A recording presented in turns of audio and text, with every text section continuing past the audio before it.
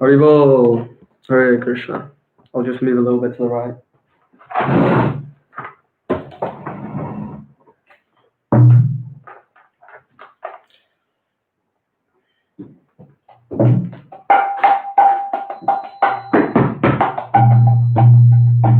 Namo Vishnu Padhaya Krishna Preshtaya Bhutale Srimate Bhakti Vedanta Swami Niti Namine Namaste Saraswati Deve Gauravani Pracharine Nirvishesha Shunyavadhi Paschatya Deshadarine Shri Krishna Chaitanya Prabhu Nityananda Shri Advaita Gadadhar Shivasadi Gaura Bhakta Vrinda Hare Krishna Krishna Krishna Hare Hare Hare Rama Rama Rama Hare Hare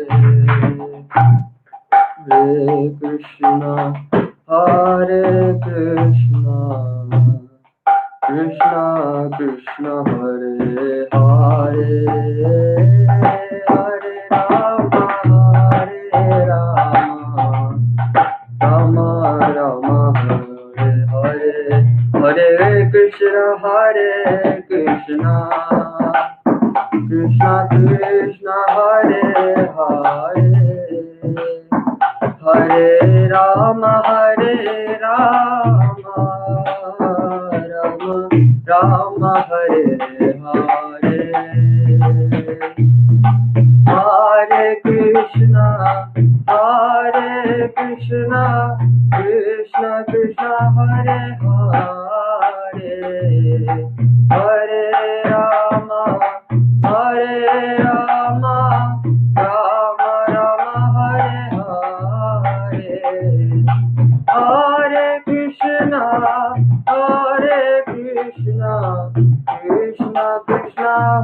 Hare Hare Rama Rama Rama Hare Hare Hare Krishna Krishna Krishna Hare Hare Hare Rama Rama Rama Hare Hare Hare Krishna Krishna Hare Hare Hare Rama Rama Hare Hare Hare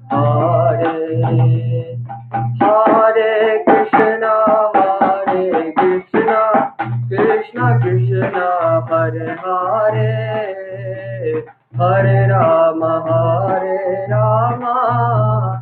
Rama Hare Hare Hare Krishna Krishna Hare Hare Hare Rama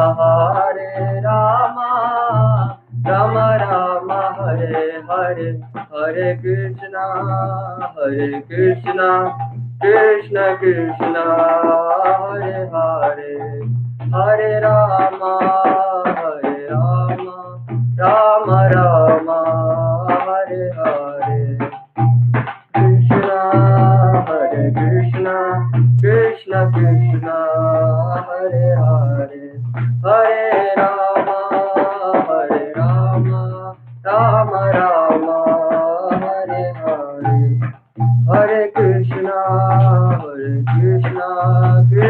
Krishna, Hare Hare, Hare Rama, Rama Rama, Hare Hare. Jaya Radha Gokulananda, Radha Gokulananda, Shri Radhe. Jaya Radha Gokulananda, Radha Gokulananda, Shri Radhe. Jaya Jaya Prabhupada, Prabhupada, Prabhupada, Jaya Jaya Prabhupada, Jaya Jaya Prabhupada, Prabhupada, Prabhupada, Jaya.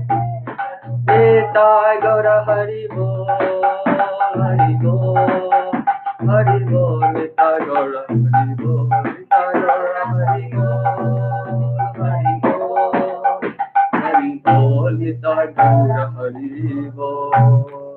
Shri Harinam Sankirtan Yaga ki, Hare Krishna Maha Mantra ki, Srila Prabhupada ki, Jai. Hari Bol, Hare Krishna everyone. Hare Krishna, Shashi Mataji, Hari Bol Raj Kumar Prabhu, Anuradha Koli Mataji, Bharti Mataji, and Akhilesh Prabhu, and anyone else who's on the call at the present moment. Thank you all for joining. We will begin today with the 6th chapter, part 1 overview, which is a little bit more technical at the start, but once we get going, it becomes a lot easier. Again, before I speak, I'd like to take the blessings of the assembled Vaishnavas, so that I might be able to say something which will help Srila Prabhupada, and which will be in accordance with Srila Prabhupada, and which will be useful for the other devotees on the call. So we'll start off with the invocation. Om Namo Bhagavate Vasudevaya. Bhagavate Vasudevaya. Om Namo Bhagavate Vasudevaya. Om Namo Bhagavate Vasudevaya. Om Namo Bhagavate Vasudevaya. Bhagavate Vasudevaya. Narayanam Namaskritya Naram Chaiva Narottamam Devim Saraswatim Vyasam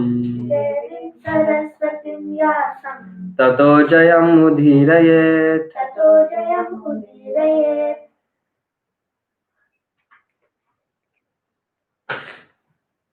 So today we will be doing the 6th chapter, the first part of the 6th chapter, overview from Srimad Bhagavad Gita. So last time we discussed chapter 5, Karma Yoga, action in Krishna consciousness in particular, where Lord Krishna emphasizes the importance of Niskama Karma Yoga. Why? Because it's like renunciation, but it's much easier.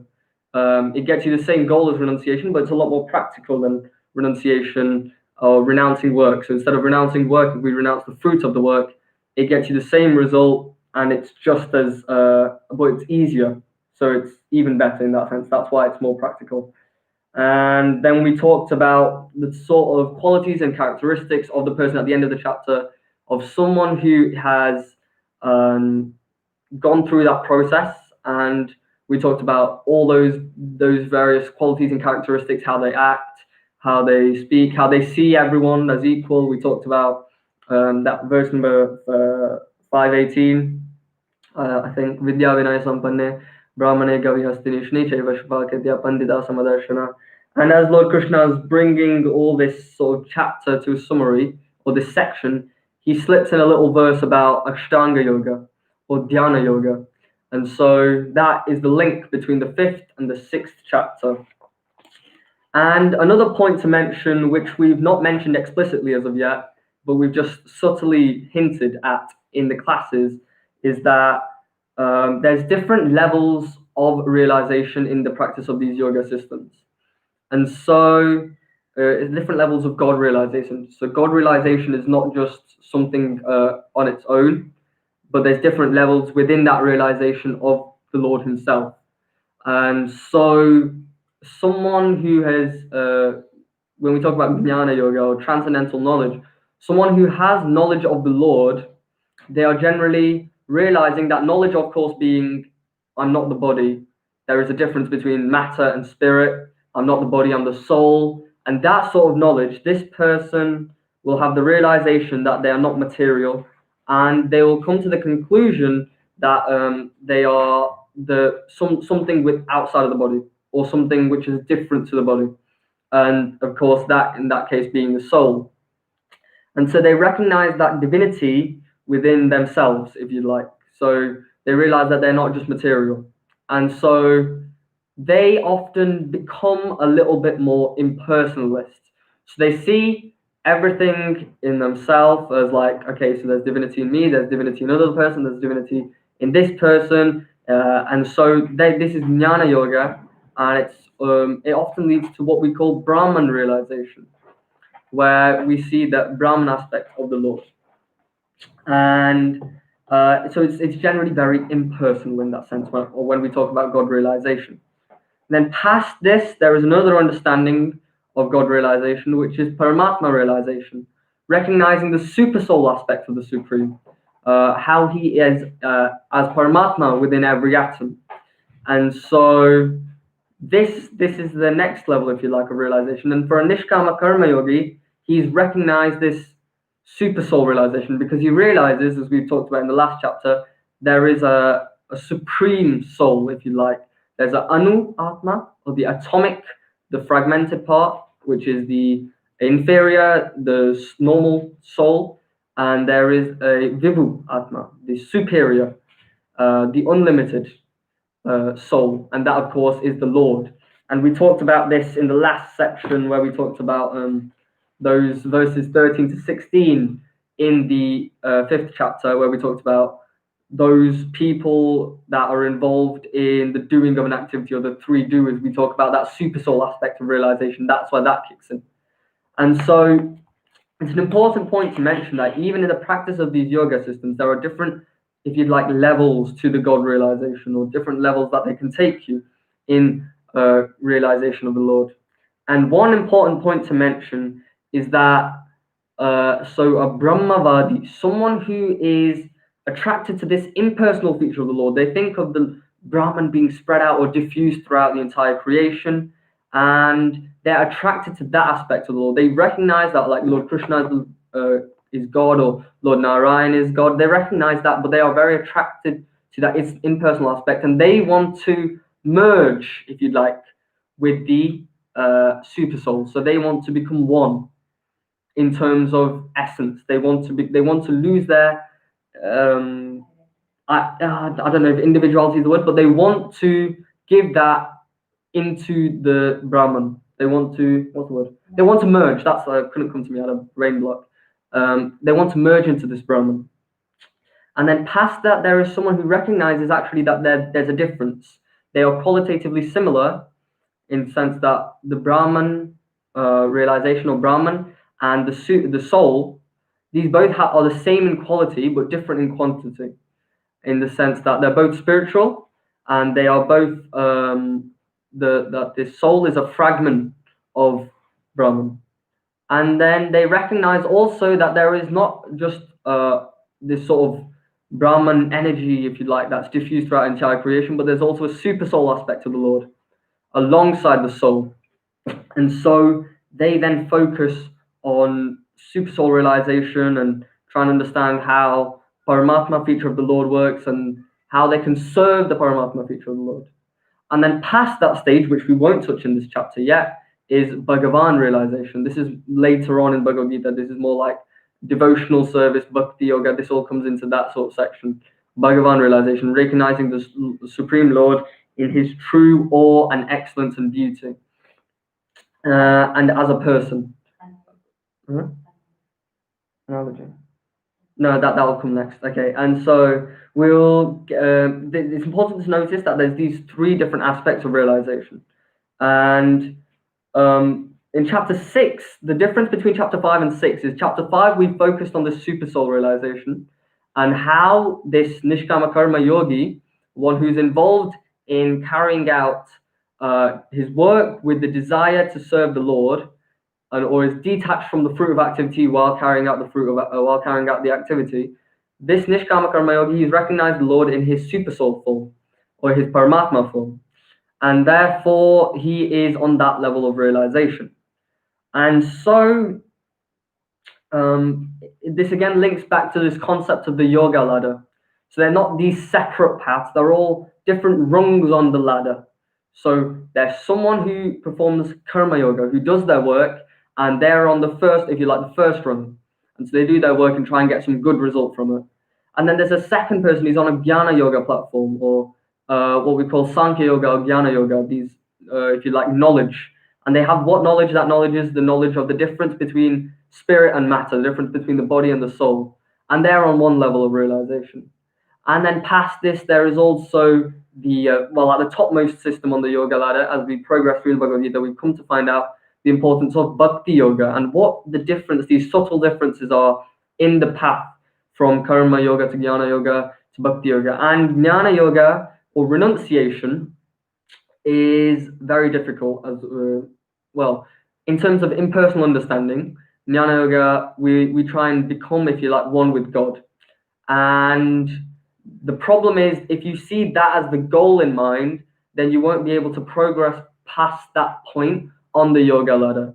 So how we can move from one level or one rung to another is through association of devotees. It's so important because they will tell you, like, oh, okay, this is next, and then this is what happens now, and look, now you're feeling like this, and this is what comes. So they'll take you through these different processes.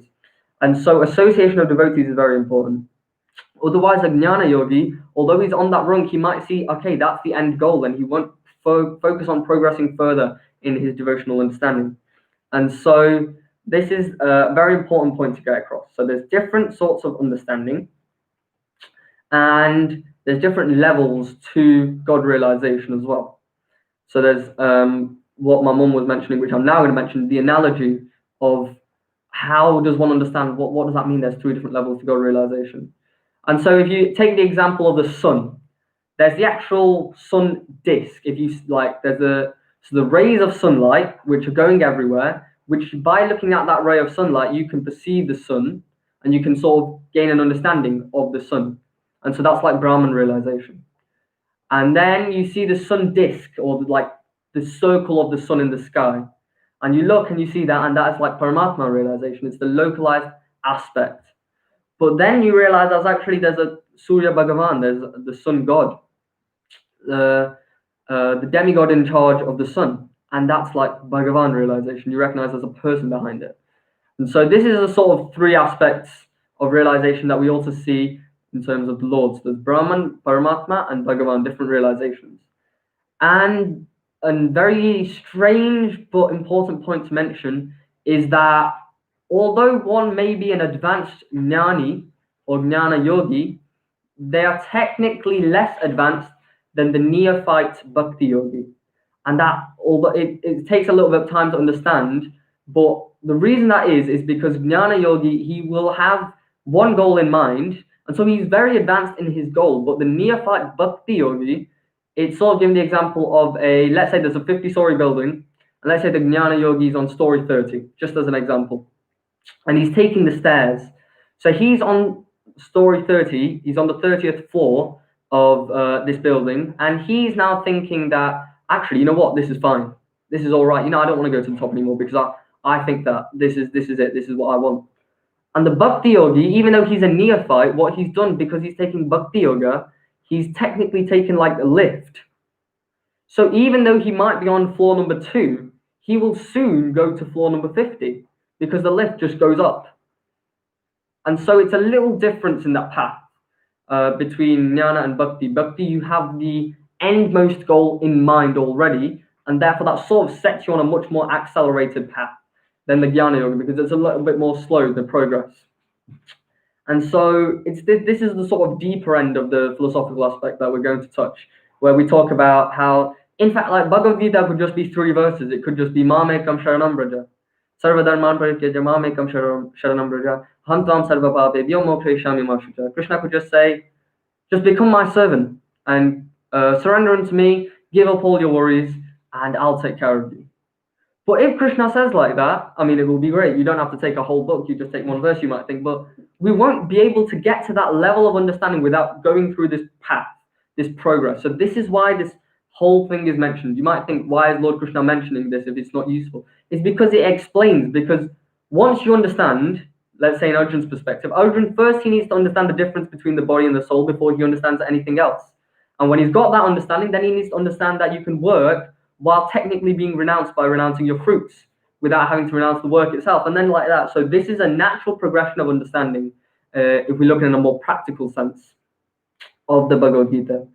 And the Lord, when we talk about Bhakti Yoga, how is devotional service a little bit different to Karma Jnana, is a little bit more the level of understanding of the Lord and how one can serve the Lord. So generally in these paths where we are talking about right now, chapters 5, 3, 4, 5, 6, we talk about karma jnana, nishkama karma, sakama karma, all these different types of paths that we're talking, and we will talk about Ashtanga Yoga today, or Dhyana Yoga, and those often involve only how one can better themselves. Well, it's more focused on that. And they also have every single path has a little issue with it. What do you mean by neophyte? Neophyte means like starting, new. Beginner. So he's a beginner devotee. So he's not technically experienced. He's not got the experience. Amateur. That's a great word. Amateur, neophyte, beginner, new. That sort of idea. So that's a neophyte devotee. And so the reason why we go through this whole like chapter 1, then chapter 2, then chapter 3 is because it's a logical progression of understanding. And so it makes a lot more sense for us as well to understand this, because we won't be able to understand straight away. For example, we wouldn't be able to understand the idea of action with knowledge having no fruit in chapter 5 if we hadn't gone through the first set of questions and understanding in chapter 3. And so it naturally progresses in that way. And by the time we get to Bhakti Yoga, we start focusing, instead of more on how we can develop ourselves, we start focusing on how sweet the Lord is, how beautiful the Lord is, and we start becoming very attracted to the personality of Godhead himself, because all of these have sort of come already in that path. And then, this Adaram Maduram, Vadanam Maduram, we start talking about how sweet his voice is sweet, the way his gait and walking is so sweet, his smile is so charming, and all of this. I think Rupa Goswami puts it very nicely in Bhakti Rasamrita Sindhu. He says, if you want to maintain your attachment to your family, to your loved ones, to your near and dear, to your country, to your town, to your identity, to your wealth, or any other attachment, if you want to maintain them, don't go to Govinda. Because once you see Lord Govinda, you will be so attracted that you will want Lord Govinda. And that will mean that you lose attachment for all of these other things, because you become so attached to the Lord. And this sort of concept of bhakti, when we hear it now, it seems like a little bit Greek and Latin. Like, what does that even mean to me? And so this is why we have to go through this path. And so now that we've got that out of the way, we can actually start focusing on chapter 6, which is the premise of this class. That's a 20-minute introduction. But it's very important to get that through. So, in the end of chapter 5, Lord Krishna has a little drop of Ashtanga Yoga. He mentions that Ashtanga Yoga is another path which can get you to the same super soul realization as well. So, if I quickly just go to the chapter 5, verses 28 and 27 and 28. So, we didn't talk about them in the last class, because they are not relating to Karma Yoga. They relate more into this chapter. And so in there, Lord Krishna says, shutting out external sense objects, keeping the eyes and vision concentrated between two eyebrows, suspending inwards and outwards breaths within nostrils, controlling the mind, senses, and intelligence, the transcendentalist aiming at liberation becomes free from desire, fear, and anger. One who is always in this state is certainly liberated. And so this is now talking about Ashtanga Yoga, or Dhyana Yoga. So Dhyana Yoga is the process of meditation, which is often, when people say yoga now in the modern day, this is the one they think of. They think of Ashtanga Yoga. and in particular these asanas, which we're going to talk about later. And so this progress, this path, also takes you on the same way as Niskama Karma. And Lord Krishna said that this is more practical. Niskama Karma is more practical than Ashtanga because of various problems that come along Ashtanga Yoga. So he's explained Niskama Karma Yoga very nicely, but we have no knowledge or understanding as of yet of Ashtanga Yoga and how that path works. And so how can you say that qualitatively one is more practical without knowing the other one? So we have to at least know this path now. And so the first section of the 6th chapter, verses 1 to 4, deals with how both Niskama Karma Yoga, or working without desiring the fruit of activity, and Ashtanga Yoga, or renunciation, how they both involve, at the beginning, working with detachment. So in the first stage of Ashtanga Yoga, we also actually have to work, contrary to what we thought earlier. So in the first stage, they both are similar in that sense of detachment from the fruit. They both involve that, but Ashtanga Yoga goes on a separate tangent. So I'm just going to quote this verse. Please do note down verse number 1 is important. If anyone's noting down the important verses or memorizing important verses from chapters, please note down number 1 is one of these verses. Okay, I'll quickly read it out. Shri Bhagavanu Vacha Anashrita Karma Phalam Karyam Karma Karotiya Sasanyasi Cha Yogi Cha Na Niragni Na Cha Kriya. The Supreme Personality of Godhead said, one who is unattached to the fruits of his work and who works as he is obligated is in the renounced order of life, and he is the true mystic, not he who lights no fire and performs no duty. So this is already seeming a little bit Greek and Latin again. Lord Krishna says here, he's emphasizing the same point which is emphasized like many times over and over again. You have to do. It's more important. It's very important to do work without desire. So he said you need to do work. You do your obligations, but you're unattached to the fruits. You don't desire, right? Now I've done this. I need a reward from it. You don't desire that. And he describes that he is the true mystic. He who lights not someone who lights no fire and performs no duty. So here he's talking about the brahmanas that actually they're meant to be lighting the Agnihotra. They're meant to do Agnihotra every day. So you're meant to light a fire. So you're meant to do a fire sacrifice every day as a brahmana. And so what he's saying is the brahmana doesn't just think, now I have this knowledge, I'm going to give it up. Instead, he will work and he will renounce his fruits. And in the process of Ashtanga Yoga, this idea of working at the early stage, renouncing fruits, is called Yoga Rurukshu. Yoga Rurukshu. This is the technical Sanskrit term.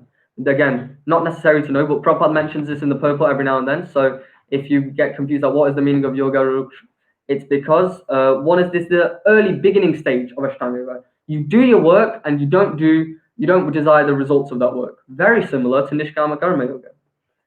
And then verse number 2, Lord says that what is called renunciation you should know to be the same as yoga, or linking oneself with the Supreme. O son of Pandu, for one can never become a yogi unless he renounces the desire for sense gratification. So therefore we've understood now that renunciation or sannyasa, as we've mentioned, we talked about who is the real sannyasi and who isn't the real sannyasi. So in this case, we've mentioned now that same point, one who does renunciation, this is the same as yoga, and then the definition of yoga is given here, linking oneself with the Supreme, the connecting oneself to the Supreme, that is called yoga.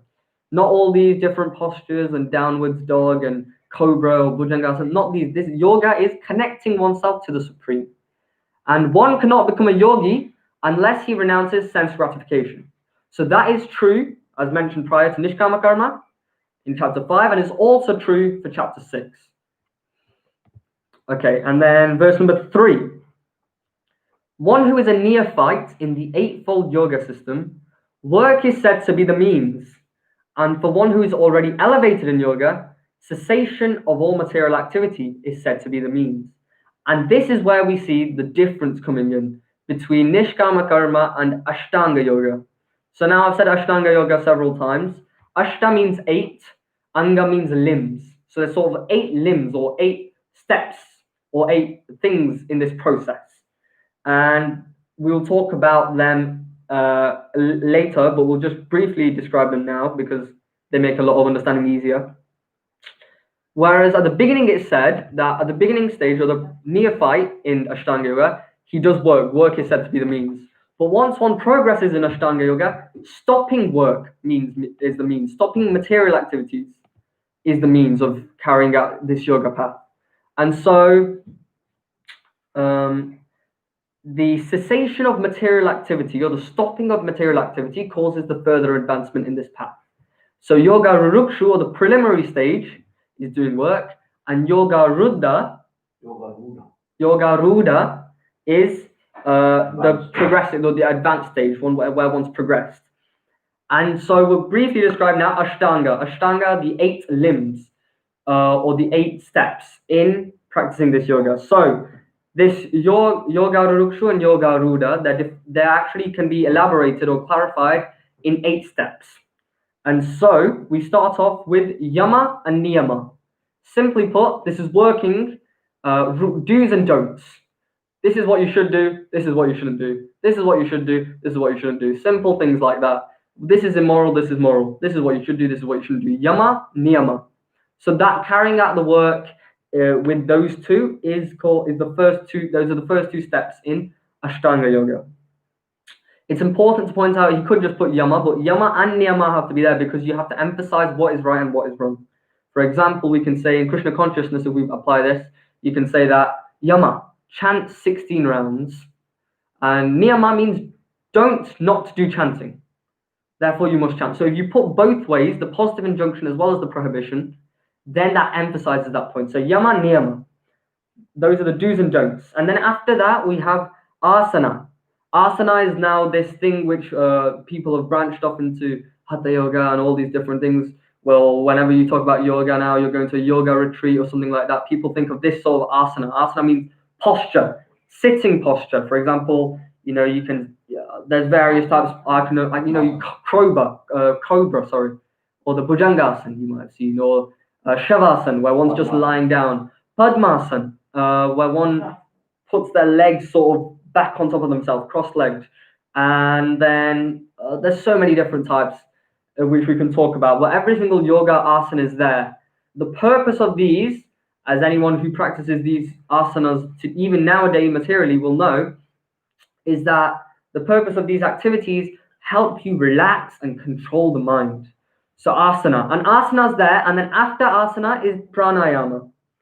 Pranayama means breathing activities. So take a deep breath in and out. That's a very basic level. Then you have all sorts of Bhastrika pranayam, this type of pranayam, that type of pranayam. There's all these different types of breathing. And the purpose of asana and pranayama are that they both work together to control the mind, because when you don't control the mind, nothing else will happen. And that will become a very important theme as well in the next couple of verses. So yama niyama, do's and don'ts, asana and pranayama for controlling the mind. It's also important that you do asana before pranayama, because there's all sorts of problems that you can cause if you don't do pranayama properly without asana. So that's why that's mentioned in this Ashtanga Yoga. Then after that, we have pratyahara. Pratyahara means withdrawing the senses from the sense objects, or self-control, restraining one's senses. Pratyahara. Then we have 2 steps which I'm not going to focus on, they're too technical. Dharana and dhyana. These are meditation, but different intensities. And this chapter is called Dhyana Yoga because it's the more intense. It's the one past Dharana. So Dharana and then Dhyana. And then finally, the 8th stage is Samadhi, or what we can describe as a trance or ecstasy, or being fully absorbed in realizing the absolute.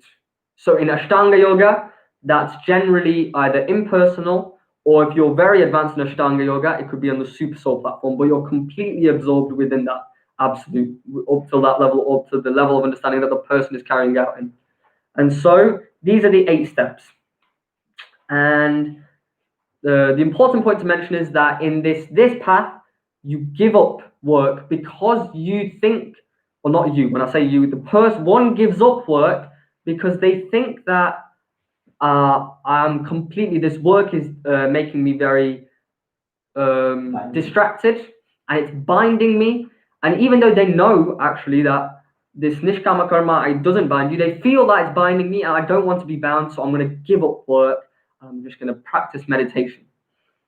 And in the Ashtanga Yoga, it's also mentioned that at the preliminary stage, we'll see in verse number 4, a person is said to be elevated in yoga when, having renounced all material desires, he acts neither for sense gratification nor does he act for engaging in fruitative activities. So he doesn't act for sense gratification, nishkama karma, or here. There is no sense gratification at all. By the time we've come to yoga, we've left all that karma kanda stuff behind.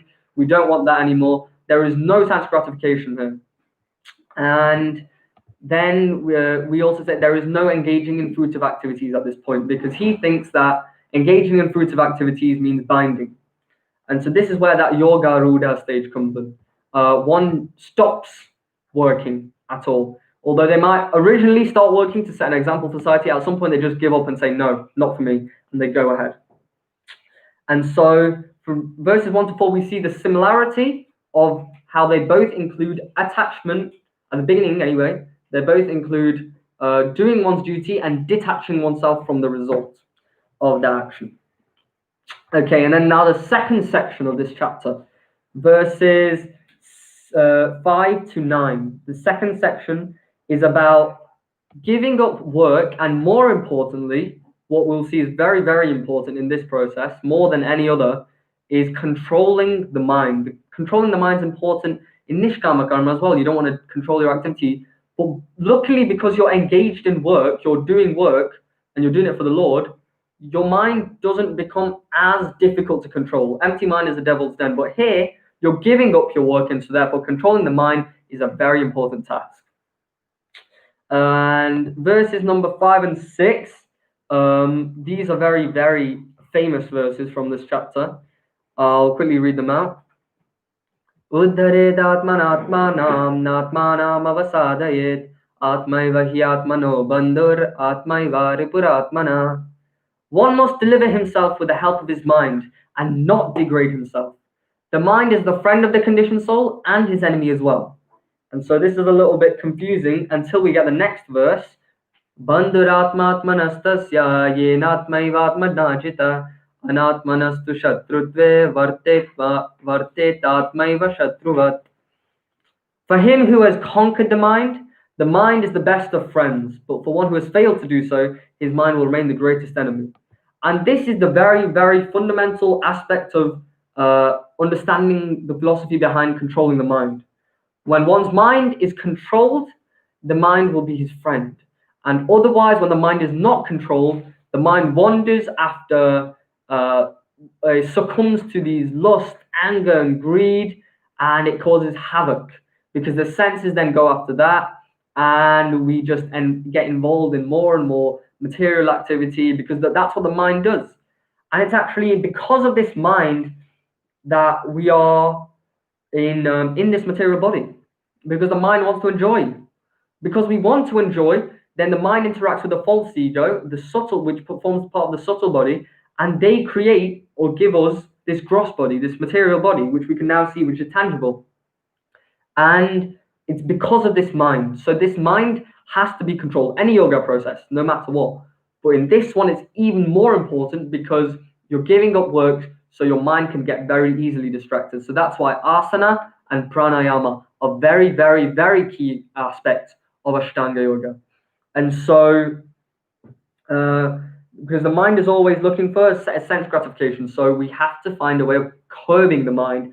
And so these are the ways that we do in Ashtanga Yoga, or that's prescribed in Ashtanga Yoga.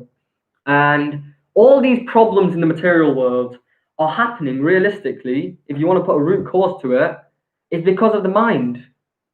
It's not the person themselves that's causing the problem. You might have heard the phrase, hate the sin, not the sinner. Because the mind is what causes the activity. Why does someone act the way they act? Because they are forced to do so by the mind. The mind controls the senses, and the senses go after the sense objects. So any sort of immoral activity in this world, you can put down onto one root cause, and that is the mind. So therefore, the importance of controlling the mind, restraining from sense activity, is very, very important here. And so this is why we have in Krishna consciousness this idea of a mantra, Maha Mantra. Mantra means, man means mind, and tra means to control. So that by use of a mantra, you can control the mind. And of course, we use the Hare Krishna Maha Mantra. So Hare Krishna, Krishna Krishna, Hare Hare, Hare Rama, Rama Rama, Hare Hare. It's so important to control the mind, and that's why we practice chanting of the Hare Krishna Maha Mantra. If you don't chant, I please encourage you, at least first thing you do in the morning, don't brush your teeth, it's fine. If you're too tired, just get up and chant. Just chant at least one round. It will sort your day out because it will control the mind, and that's what we need.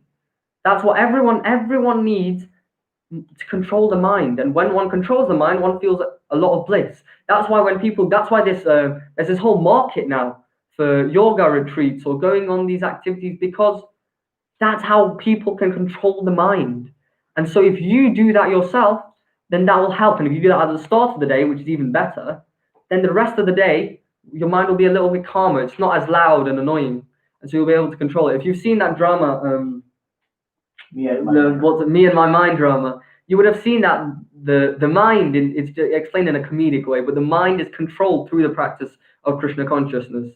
If anyone hasn't seen that, please do go and look on YouTube later on. It's a very funny drama, Me and My Mind.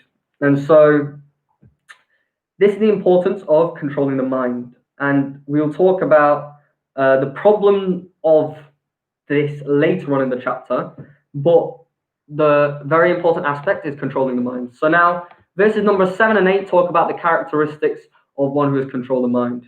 I'll just quickly read those translations because it'll make it very simple to understand locally.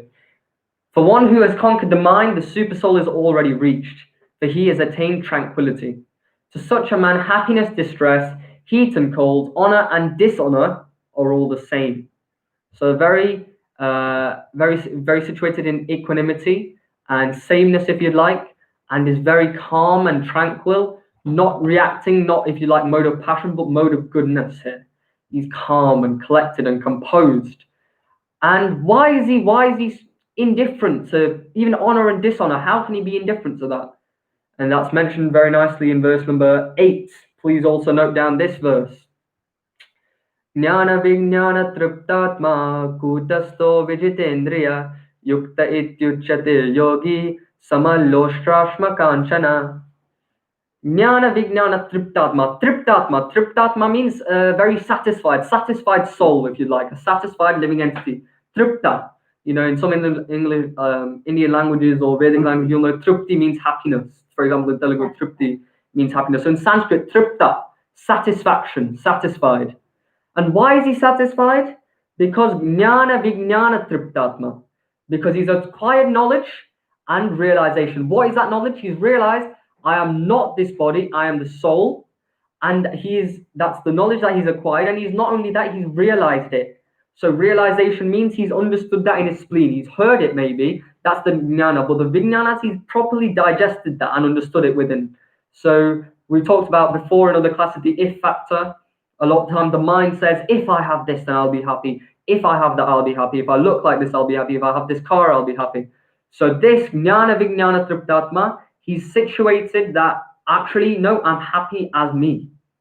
And that's why he's very satisfied, because he's not looking elsewhere for his happiness now. He's put his happiness within him, if you'd like. So it's the same thing as before. And it's given that he is vijitendriya. He's controlling his senses. And that's, of course, the most important point, because if you don't control the senses cause you distress. So it's the senses and these minds which are going on, sense objects. The tongue will say, you know what? This brand of crisps, I really like Walker's salt and vinegar. I really want salt and vinegar, crisps. And this is how the whole market of consumerism works. It convinces you that by buying this, you'll be happy. That's what it does. That's how the whole of consumerism works. These supermarkets exist. Yes, there are basic necessities you need to live, but then past that, there's all sorts of branded shops. I want I want to wear Nike, I want to wear Adidas, I want to wear some branded, shirt so I look cool among my friends. I want to wear some nice trainers. I want to have a nice BMW because I want to look good. That's how the whole of consumerism works. They convince you that by becoming wealthier, and more importantly, by buying what they have, you'll become more happy. And the important point is that, as we mentioned, you can't become, if you locate your happiness outside of yourself, firstly, it's very difficult, and especially on material things, which are temporary, you won't become happy. We actually had to learn that in economics recently, that the happiness you get, which is something which is very hard to digest. Someone got a psychologist got the Nobel Prize for this quite recently, because he pointed out that, does money buy you happiness?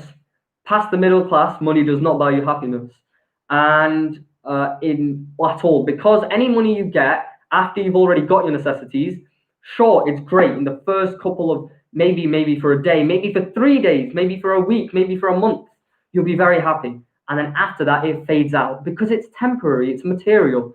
And so we have to realize that, why is this person jnana vijnana triptatma? Because he's acquired the knowledge, I'm not the body, I'm the soul. And so now he's realized that he's become very happy. And so that's why it says sama loshtra shmakanchana. A bit of a mouthful. Loshtra. Loshtra means pebble. Sama means like equal, same. It's equipoised. Sama. Sama loshtra shmakanchana. Pebble, loshtra. Ashma means a stone, and kanchana means gold. He sees a pebble, a stone, and gold as the same, which I can't do that, because if you see gold, you immediately give the value to gold. And again, another important point is gold is not valuable. Gold is only valuable because we give it value. It's if you forget everything, gold is just a metal. We say, oh, this is gold, therefore I really want it, and that's why we give it value. Everything else as well that we think is valuable, is a lot of the things we treat as valuable materially are only valuable because we give them value, not because they themselves are a necessity. If you think about it, gold is just another stone-like thing. It's just another metal in the ground. It's a little bit more rare. Well, it's a lot more rare than iron. You can get it in quite pure form. But what's the difference? It's just another metal. We give it value. That's why gold becomes valuable to us. But when you see everything in relation to the Supreme, and you forget all these material things, they all just sort of diminish in their value straight away. They all become equal value.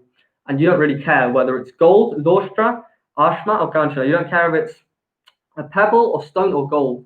And so this is the characteristic of a person in this, he's sort of situated like this. And this is again coming from when one's restrained the senses and one has controlled the mind. And so the next thing that we talk about is in verse number 9. We talk about how, so looking at gold, stones, and pebbles as equal is one thing, but actually further advancement, what does it look like? Verse number 9, a person is considered further advanced when he regards honest well-wishers, affectionate benefactors, the neutral mediators, the envious, friends and enemies, the pious and the sinners, all with an equal mind. There's just the first line of this verse. Sukhran mitrari udasina. Sukhran means well-wishers. Sukhrat means a well-wisher. Mitra means friend, and Ari means enemy. So firstly, he's seeing the well-wishers, he's seeing the friends and enemies. Udasina, those who are neutral. So just the first line of this verse, it's mentioned many other categories, but even just there, to look at gold, stone, and pebbles as equal is different to seeing a well-wisher, an enemy, a friend, and someone who's neutral to you. To look at those four equally is very, very difficult, because these are real people. The well-wisher you will hold in high regard, the friend you will hold in high regard, the person who is the enemy you will disregard, you will dishonor them, and the person who is neutral you will have no opinion of them. But this person is so advanced now in this path that he or she sees these four equal, and not just these four, but those who are pious, those who are sinful, those who are just mediators. He sees everyone as equal. And these are the characteristics of what happens when one controls the mind and gives up their work in Ashtanga Yoga. Okay, and now we go on to the chunk of this chapter, which is verses number 10 to 32, all about the stages in the practice of Ashtanga Yoga. So I'll quickly read out should I read the Sanskrit or the English for these ones? I'll read out the English because the Sanskrit, these verses, they just describe the technicalities at this point. So it's very simple. We can go through these quite quickly. A transcendentalist should always engage his body, mind, and self in relationship with the Supreme. He should live alone in a secluded place and always carefully control his mind. He should be free from desires and feeling of possessiveness. So already you're seeing how difficult this process is. It's mentioned ekaki in the verse. Ekaki yata chittatma. He should be alone. To find a place where you can be alone in this world is quite difficult. Rahasi, it's given in this verse. The word rahasi means it's a secluded place. Finding you can't find forest these days. Deforestation. Even if you find a forest, will you be able to be alone there? And then on top of that, you have to have nirashir or nirashihi, which means without attachment and sense gratification, which is very, very difficult. So let's say you manage although how difficult they are, let's say you manage to get them. Now we go on to verses 11 and 12. To practice yoga, Ashtanga Yoga, one should go to a secluded place, should lay on kushagrass on the ground and then cover it with a deerskin and soft cloth. The seat should be neither too high nor too low. One should be situated in a sacred place. The yogi should sit firmly and practice yoga to purify the heart by controlling the mind, senses, and activities and fixing the mind on one point. Now this is very, very difficult. We've just started. Now we need to find a kushagrass. Very difficult to find. The technicalities of kushagrass and why kushagrass is not necessary at this point. Deerskin is also mentioned. Deerskin, fun fact, deerskin why is used is because the snakes and the reptiles, they go away from deerskin. They are repelled. There's like a repellent due to some smell of deerskin.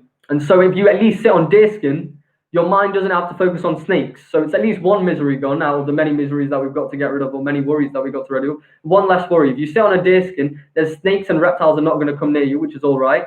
Sit on a soft cloth, not too high, not too low, in a sacred place. All of these sort of things, these technicalities are there. And then now we go on to verses 13 and 14. One should hold one's body, neck, and head erect in a straight line, stare steadily at the tip of the nose. Thus, with an unagitated, subdued mind, devoid of fear, completely free from sex life, one should meditate upon me, Lord, within the heart, and make me the ultimate goal of life. And so this is that point, again, of super soul realization in Ashtanga Yoga. One can focus on the impersonal aspect, but how can you focus on a nothing or an impersonal feature? That's very, very, very difficult. You've already got so many difficulties in this process. So this is why the Ashtanga Yoga works a lot better, and it's a lot easier, at least, for one who is on that Paramatma realization. They at least have something to focus on. They focus on the Lord within the heart. They don't have to focus on an impersonal energy of Brahman that's been spread out throughout the universe. That's very difficult to focus on. But one should hold one's body, neck, and head erect in a straight line. Actually, the word used in this verse is achalam, unmoving. So what I'm doing, even if I'm just like this and I'm just moving a little bit like this, there's no rocking allowed. Sometimes you see people when they're chanting in the morning, Mangalarati, Hare Krishna, Hare Krishna. That's not allowed either. No rocking, there's no movement. You sit still, focus your eyes on the tip of the nose. People these days can't do it, I can do it. But focus the time. I can't do it for infinite time. How many people can do it? Try it out now. How many of you can focus your eyes on the tip of the nose? And well, that's one thing. So if we can find all these qualities, ekaki, rahasi, nirashir, then you have to get being alone in a secluded place without desires, without achalam, unmoving, sitting straight with your posture right. A lot of people these days we're sitting down. There's no good posture these days. There's no distractions. All these distractions have been taken away. No phones, no internet, no TV, no YouTube, nothing. There's no Facebook. There's no social media, Instagram, Facebook, WhatsApp, Reddit, TikTok. All of these things have taken away. How can people focus? That's very, very difficult. So now when you compare already, when we're just reading this, you compare this to the Niskama karma, where you just carry on doing what you're doing, do your job, just spiritualize it, that in perspective becomes a lot easier and a lot more practical. And we see that later on in this chapter. And then in verse number 15, Lord Krishna says, thus practicing constant control of the body and mind and activities, the mystic transcendentalist, his mind regulated, attains the kingdom of God, or the abode of Krishna, by cessation of material existence. So if he focuses on the Supreme Personality of Godhead within the heart, following all of these very strictly and very dearly, then he can achieve the Lord. The problem is people don't do Ashtanga Yoga for that reason. They do it to achieve some siddhis, some little, magic tricks that they'll be able to perform and do. So that's also another problem. You need to make sure that this is focused. The priority, the end goal is to achieve Lord Krishna's abode. And so this is what's mentioned then. Then later on we talk about verse number 16. There's no possibility of one becoming yogi, O Arjun, if he eats too much or eats too little, sleeps too much or does not sleep enough. So again, you've got to be very, very balanced. Eating wise, actually, the sort of way the proportions that you'd put is half the food, which generally includes berries, roots, and other natural stuff. Then a quarter for air and a quarter for water, and that's how you eat. Radha Maharaj mentions that when he was in Himalayas, the yogis, they loved carrots. He used to have a carrot a day and survive like that for a very, very long period of time. So it's very difficult, that one. Verse number 17, very, very famous verse. Please do note down. Yuktahara viharasya yukta cheshtasya karmashu yukta swapnava bodhasya yogo bhavati dukkha. He who is regulated in habits of eating, sleeping, recreation, and work can mitigate all material pains by practicing the yoga system. So this yoga, if you practice very, very strictly, you will be able to get rid of all your dukkha, all your pains. It will diminish all the pains. And eating, sleeping, recreation in this case is like what they do for leisure. What does the yogi do for leisure? Does anyone know? Please do put in the chat. I would like to see. There is one answer which is specifically mentioned. Do you know? Walking, yeah. The yogis, they walk, and that's their recreation. That's their only recreation. There's no other distractions, nothing else. They walk, and that's it. That's their recreational activity. That's their free time, their relaxation time.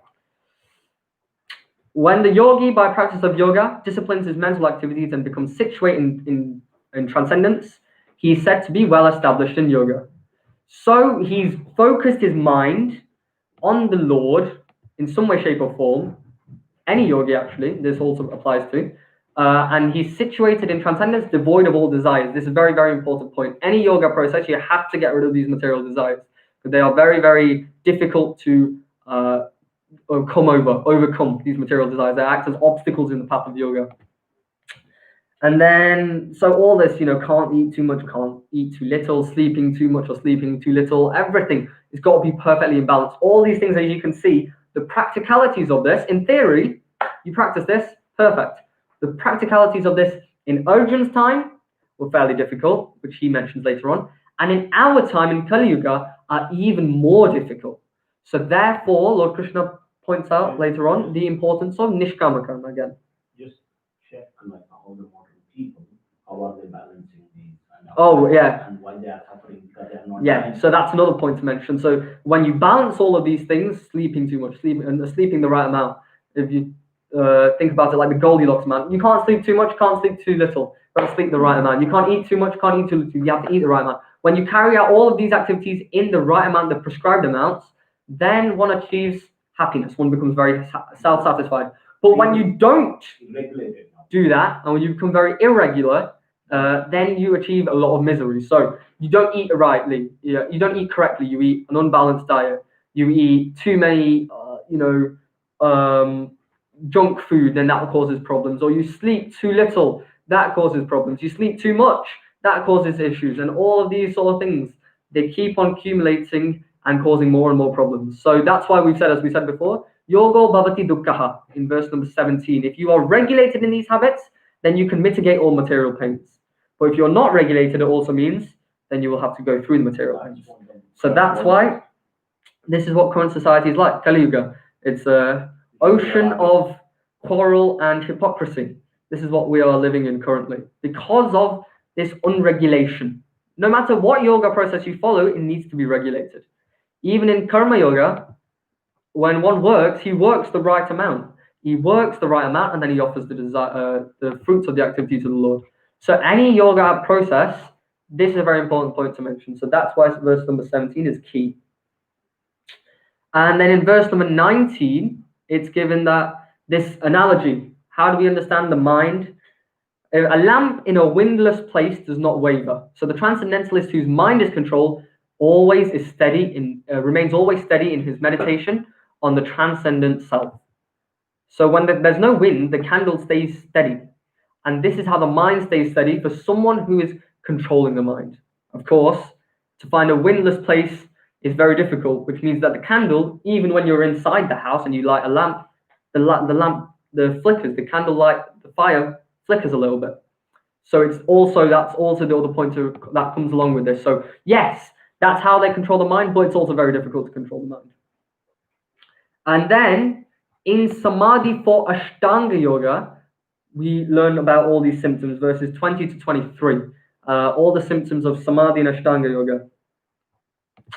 I'll just read through that because it's very similar to what we talked about in the chapter 2, Sthita Prajna. In a state of perfection called trance or Samadhi, one's mind is completely restrained from material and mental activities by practice of yoga. The perfection is characterized by one's ability to see the self by pure mind and to relish and rejoice in the self, as we mentioned earlier. In the joyous state, one is situated in boundless transcendental happiness, realized through the transcendental senses. Established thus, one never departs from the truth, and upon gaining this, he thinks there is no greater gain. Being situated in such a position, one is never shaken, even in the midst of great difficulty. This indeed is actual freedom from all miseries arising from material conflict. So if you do this difficult process, you will get a good outcome, and that's given there. This is the reward. This is the Samadhi, which comes finally. But of course, it's very difficult to practice this process. And so Lord Krishna then will talk about how in verse number 24, Lord mentions a very important point of sadhya and sadhana. Sadhya means a goal, and sadhana means a practice. So if you don't have a sadhya, a goal, and you don't have a sadhana or practice, then it's very, very difficult for progressing on any yogic path. And in verse number 25, Lord Krishna mentions at the end, at the beginning, shane, step by step, through determination and conviction, the mind is fixed on the self, and one thinks of nothing else, and one makes those progress. And then in verse number 26, very, very, very famous. So we talked about the candle not flickering in a windless place. This is a very important verse. Yato nischalati manaschanchala astiram tatasto niyam yaitad atmanyeva vasam nayet. Sorry. Atmanyeva vasam nayet. I'm conscious of the time. From wherever the mind wanders due to its flickering and unsteady nature, one must certainly withdraw it and bring it back under self-control. So it's like a game of tag. The mind goes here, you have to get the mind and bring it back. The mind goes there, you have to bring the mind and get it back. You have to keep on controlling the mind and bringing it back under control. Actually, the three words that we've used, what adjectives we've used? We used nischalati, becomes very easily agitated. It's wandering. Chanchalam, we describe the mind as. Chanchalam means flickering. Astiram, it's sthiti means like situated in one place. Astiram is not situated in one place, it's unsteady. So nischalati, chanchalam, and astiram, very agitated easily or wandering, it's flickering and it's unsteady. And those are synonyms because that is describing how difficult it is to control the mind. And so this point is there that yes, by controlling the mind you get all of this, but this is very, very difficult to control the mind. One who can control the mind, therefore, is certainly very advanced, but also requires a lot of practice. And also, important point to mention in Ashtanga Yoga, at any point in time, you can have practiced Ashtanga Yoga for 20 years. You could have been sitting there in the forest, you've been doing your meditation for 20 years perfectly, but then one day, something happens, and all of that can disappear. All of your 20 years of hard work can go in one moment. Yeah, Vishwamitra, he sits there, he's a king originally, and he sits there and he wants to become like a Brahman. He wants to become a Brahmarshi. He wants to first become a Rajarshi, but then he wants to become Brahmarshi. And so he sits there and does loads of meditation, and he's distracted by some apsaras. And he curses Urvashi to become stone at that time. And all of his hard work, Menaka, all of his hard work there, lost. 1 second. This is very, very scary because that's not sustainable. Whereas in Bhakti Yoga, as we mentioned later on, the mystery of the Bhakti Yoga process is even if you fall down, simply by practicing Bhakti Yoga, your reactions, simple reactions are nullified and you become firmly situated on your path again. Whereas if you lose here, you go all the way back to zero and you have to restart from the beginning. So that's a very dangerous process of mind control. Then in verse number 28, Lord is talking about this. The self-controlled yogi, constantly engaged in yoga practice, becomes free from all material contamination and achieves the highest stage of perfect happiness. So this idea of ekatvam is brought about in these couple of verses. It's brought about in 28, 29, and 30. And the idea of we are now in oneness with the Supreme. Now, how does that make sense? Especially if someone's on the super soul stage of realization, they realize that they cannot be one with the Supreme because they've been attracted now to the super soul feature. And the important point to mention is that they are qualitatively one with the Supreme. You realize that the Lord and myself, we both are made of this spiritual divinity. And oneness in the Supreme means that the devotee or the yogi is always thinking of the Lord. And the Lord, therefore, because the devotee is always thinking of the Lord, the Lord is always thinking of him. And so this is that sort of oneness in mindset.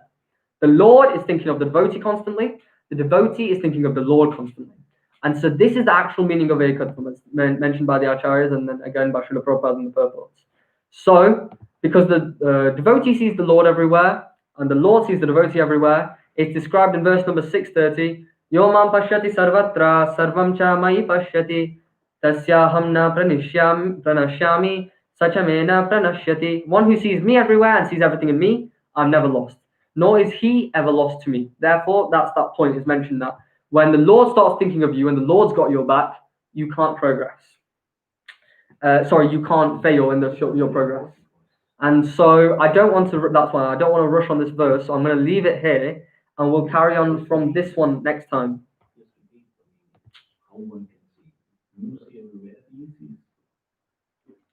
Yeah, so for one who sees the Lord everywhere, they notice everything. This is Krishna consciousness. Krishna consciousness means always thinking of Krishna. One who sees me everywhere, that means that whatever they do, whatever activity they carry out or activity they see, they notice that the Lord, they recognize that the Lord is behind that activity in their super soul aspect.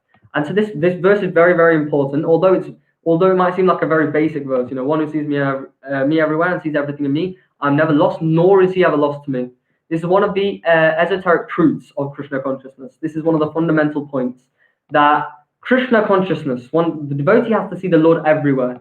And because the devotee sees the Lord everywhere, not as in the Lord is one with everything. That's not what the devotee is seeing. The devotee is seeing the hand of the Lord behind everything.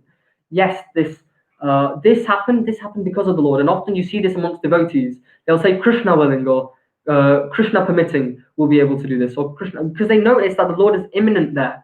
And he's constantly involved in everything. So one who sees the Lord everywhere, the Lord will also see him everywhere. Because the devotee is always thinking of the Lord is constantly then going to think about the devotee.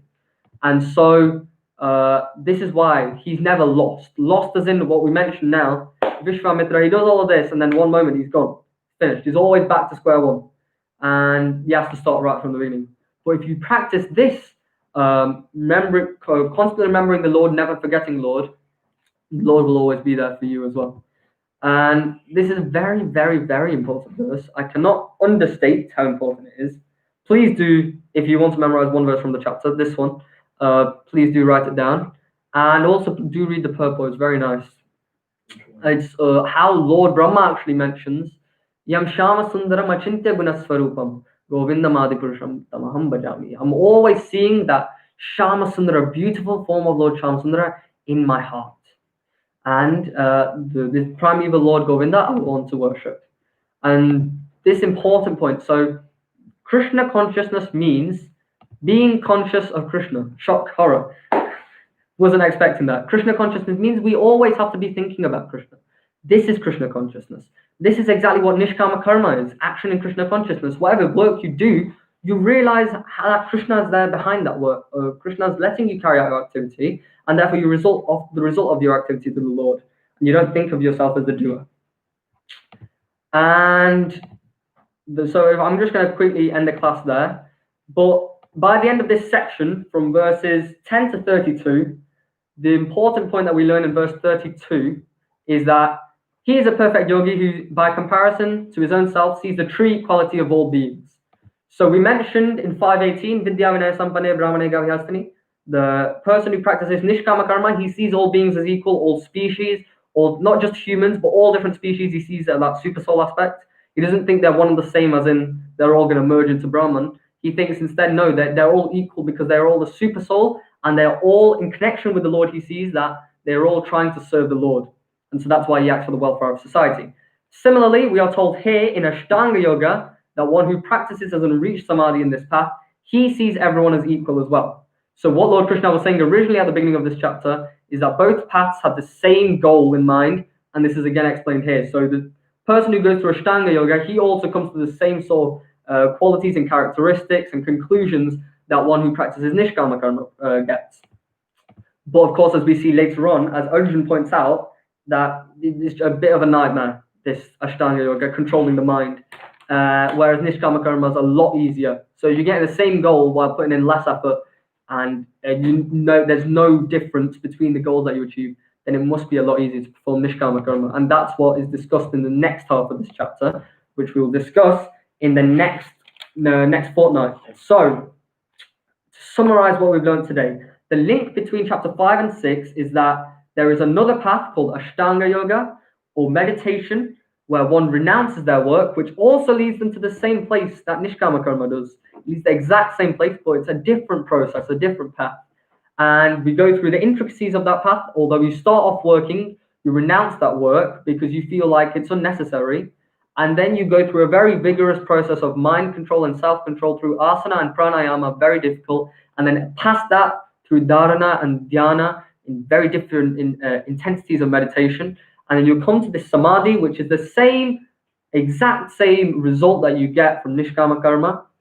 And we went through all those difficulties and intricacies. You have to stay alone in a secluded place, this type of kusha grass, deer skin, sitting erect, straight with the head in a straight line, focusing on the point of the tip of the nose, all of these points. And then we come finally to the conclusion, after all of that, about how one that comes to this platform also sees in oneness, but not in oneness of identity. They don't lose their individuality. Everyone is individual, but he sees them equal is that all the super soul. And so qualitatively, they have the same quality. They're all spiritual. And in relation to the Supreme Lord, they're all equal because everyone's goal or sadhya in mind is to achieve the Supreme Lord. And that is done through sadhana and what we'll call practice. And the devotee, that's coming later, but the difference between a yogi and devotee, which we've used interchangeably, is the yogi does generally for themselves so that they can improve, but the devotee goes a little bit past that, which is a little bit more advanced, which is the devotee wants to help not only themselves, but then as soon as they've got it, they're like, wow, I've got this knowledge, let me give it to everyone. I want to help everyone else as well. That's a little difference there. And so that is the 6th chapter, first part overview. Very, very philosophical class. Went quite quick as well. And it's very important to understand those fundamental points of different aspects of realization of the Lord and how this is a little bit more advanced than the other aspects. And then how you can see how these paths, they lead to the same goal, but this one's a lot longer and a lot more difficult. So let's just take the short Niskama Karma path. Why that's mentioned. I will now just say, any questions, please do ask. I know I've run 15 minutes late, but it was quite important to get that through. So Haribol, Bharti Mataji, who's also joined, Vraj Kumar Govinda Prabhu, constant support, Kailash Prabhu, Gop Kumar Prabhu, Haribol Gop Kumar Prabhu, wonderful to see you here as well. Shika Mataji, thank you very much for coming. Swarna Mataji, Dinesh Prabhu, Rajesh Prabhu, Bharti Mataji again, and I think Shiva Prabhu as well. So thank you very much for everyone for joining. Sorry for going a little bit later than expected. Please do ask any questions in the comments of this video as well, if we can't answer the question now due to time restraints. And the next class will be,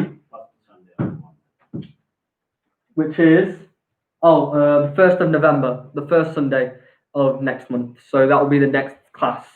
And every first and third Sunday, these classes are going on. Rajkumar Govind Prabhu has just put, could you kindly explain why yogis, in order to attain perfection, follow all these different types of yoga when they can simply follow the path of bhakti by chanting Mahamantra?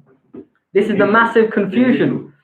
Why? Why do they do this? They could just chant. And that's what Lord Krishna mentions later on. He says that, okay, so now you've understood all of this, but bhakti is like an elevator. If you do a chemical reaction and you put something called a catalyst in, it makes that reaction go rapid. And so this is what bhakti is. It catalyzes that reaction. It's like hitting the accelerator in a car. You just go rapid through it. Why do they do all of these paths? Because they think that, surely not, transcendental realization just from chanting a Mahamantra. No, surely not. That doesn't make sense. It can't be that simple. So they try and go through all these different paths of understanding. And also because some of them they don't even know about bhakti. So that's why they have to go through this path and then they'll come to the path of bhakti. Yeah, they meet devotees. So if they meet a devotee, so devotee association there is very key. So for example, His Holiness Radhanath Maharaj, he went through what we can describe as this Ashtanga path. He went first to Himalayas, he saw all these different yogis and babas and all of these siddhis and people like doing this stuff. And then he recognized, and he also used to he used to practice meditation. And he used to have this 1 carat a day that he talks about a lot. And he then ended up finally, by meeting Srila Prabhupada, coming into Krishna consciousness. So there's 2 answers to that. One answer is sometimes they just don't know about bhakti. And sometimes people think bhakti it seems too easy. It can't be that easy. How can you achieve such a high result just from chanting Mahamantra? It can't be that simple. So they try and take it as like a fake or, it's a bogus. It's just a sentimental thing. It's not real. Those are the 2 answers. But generally, it's the first. It's they don't actually know the true glory of Bhakti Yoga. But yeah, that's a very important point. You can get all of this stuff we'll mention. You get that just from chanting, it's insane how powerful chanting is. Thank you very much, Shiva Prabhu. I don't think we have any more questions, so I'm running very late today. I'm so sorry.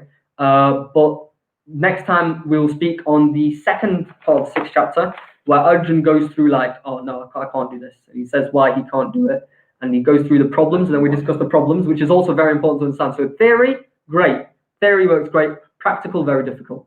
And so we'll discuss that in the next chapter, next class on the 1st of November. Krishna willing, I should be here. Otherwise, it'll be my dad. And we'll see you not next Sunday, week after next Sunday, in your own homes, and prasadam will be served there itself. Hare Krishna, Hare Bol.